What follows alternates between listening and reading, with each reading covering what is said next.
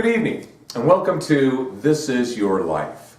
This evening we have a wonderful guest, Laura Garrett, a master's candidate from the Adult Education and Training Program at Colorado State University. Laura, thank you so very much for joining us this evening. Hi Rick, and thank you for having me on your show.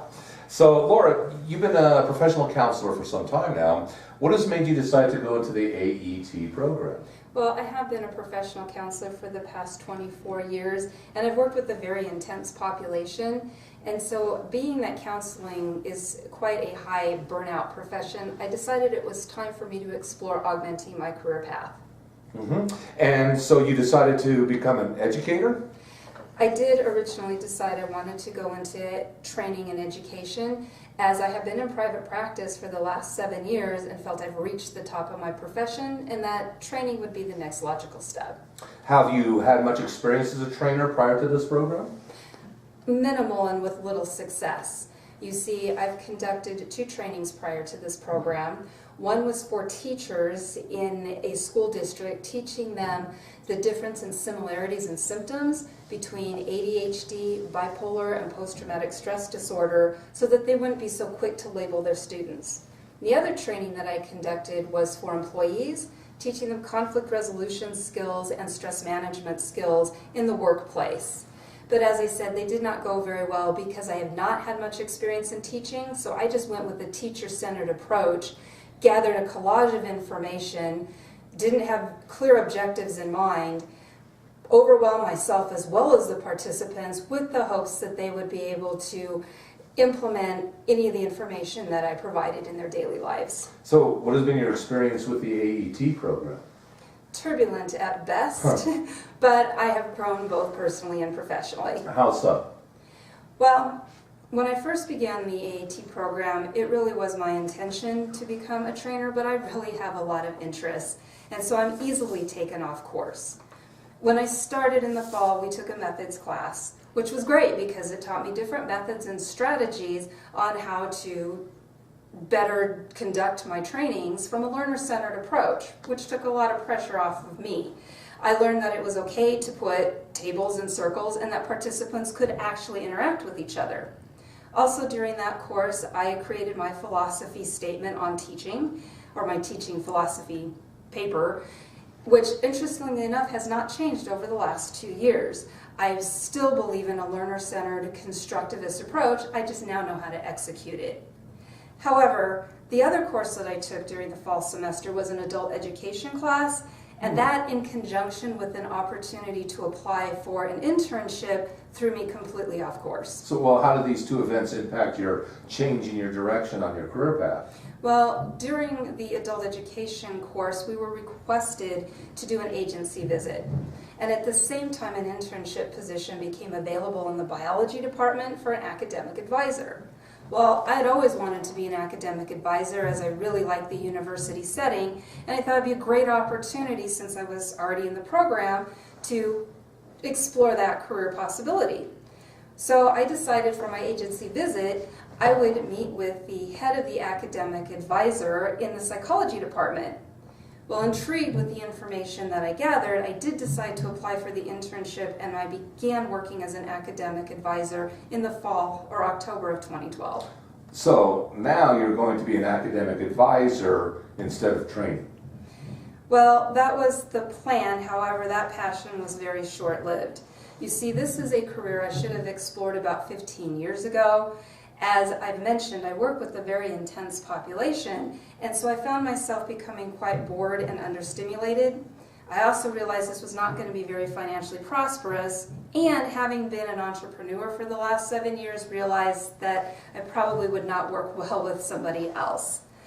So that lasted for about a month and a half, and then I became very discouraged. As I was moving away from training, I started to feel very lost. And prior to the spring semester, things just kind of blew up. What happened prior to the spring semester? Well, before I answer that, I should probably mention, I have attempted to complete a degree at CSU off and on since 1985. I have tried to complete 4 different programs, and historically I always drop out in the spring semester. So being that things were not going so well in the fall, this was not looking good. The other thing that happened was, so I felt really lost. I started questioning why I was even in this program. And then prior to the spring semester, I got the syllabus for the theories class, and well, that just pushed me over the edge and I had a meltdown. Well, what happened in the syllabus that created such unrest? Well, this might sound really trivial, but I was required to do a lit review. Now, keep in mind, I have already completed a master's degree, I attempted a PhD, and I felt that I've already paid my debt to research. So, not knowing why I was in this program, I was not that interested in conducting another lit review. So, feeling very overwhelmed, I went to my advisor, who was also the professor for the theories class, looked him in the eye and asked him, "Why am I here?" To which he patiently smiled, and after about an hour, he helped to talk me off the ledge. Okay, so then you decided to stay. I did decide to stay for the spring semester, although it was more of a holding space for me, because in the spring semester, I took a career counseling class. And my professor in that class was very passionate about the topic. And so, latching onto her passion, and again, not knowing what I was doing in this program, I decided after the first night I was going to be a career counselor. Okay, so now you're going to become a career counselor. Well, that was even shorter lived than becoming an academic advisor. Because what I realized very quickly is becoming a career counselor would actually be a step back in my career and really defeat the whole purpose of me being in the AAT program. But it should also be noted that while I was in the spring semester, I did do my lit review. And I conducted the lit review on mindfulness-based relapse prevention skills that was really designed to teach other therapists how to use mindfulness-based relapse prevention skills with their clients. It should be noted I was also doing a relapse prevention group during that time. So really what the spring semester did for me in both of those classes was help me to become a better counselor. This you would think would be really great, but it was actually very discouraging because the whole reason I entered into this program was to refocus my career path, not become more entrenched in the career I was already in. This does sound like a rather turbulent journey you've been on, so what happened next? Well, there was a light. During the spring semester, my professor in the theories class mentioned the word practicum and stated that it would be an option for us to do a practicum in the fall semester. Well, I got really excited and very encouraged because I thought I can finally do something that I'm interested in and have the opportunity to practice these training skills that I've already learned in this program. So I decided that I was going to explore life coaching. So I contacted the Colorado Coaching Company to explore that profession, and in addition, in the fall semester, I took an instructional design class, which was probably, for that semester, the most beneficial and the most valuable semester of this program. I finally got myself refocused and now I'm back on track. Well, how so? Well, in the instructional design class, what I had learned was how to implement and develop curriculum, which again was my whole purpose for becoming an educator, is to learn how to do this much better. And what had the most impact was learning the importance of understanding why are you doing this program, is there a need, to what population do you want to present this program, and most importantly, what are you hoping your participants are going to get out of it? These are concepts I had never considered prior to this program, and I have been developing curriculum for several years. So let me get this straight now. Well, but I did also want to mention that while I was in this fall semester during the Colorado Coaching Company, because of what I've learned in instructional design, I decided that I was going to develop a curriculum for executives and corporations because I wanted to teach them how to teach their employees conflict resolution skills so that they can work in a happy, healthy, productive environment. And that is what I did. I did actually create that program. Okay, all right. So now let me get this straight. Over this past year, you went from becoming a trainer to an academic advisor to a career counselor and now a life coach.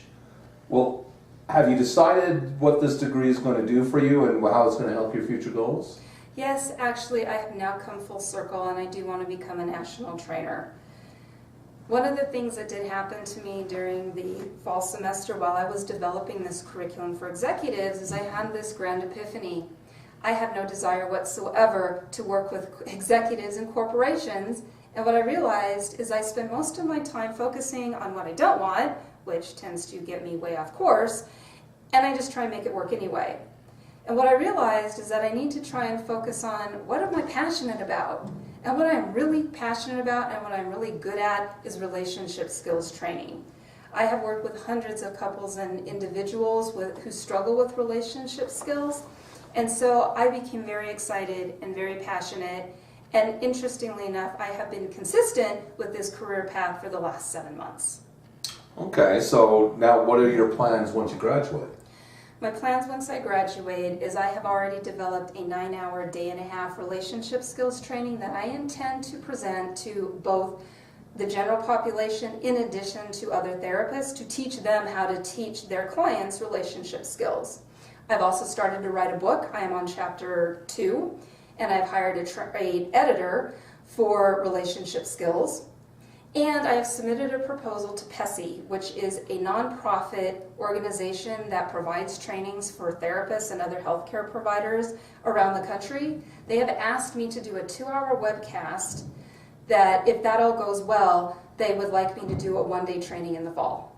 That's fabulous. So it sounds like things are back on track for you after an adventurous journey. And then the AET program has now become a beneficial program for you. Yes, after a very long and at times painful journey, I have finally landed. And I'm so grateful for this experience, as well as for the patients and the support of my advisor.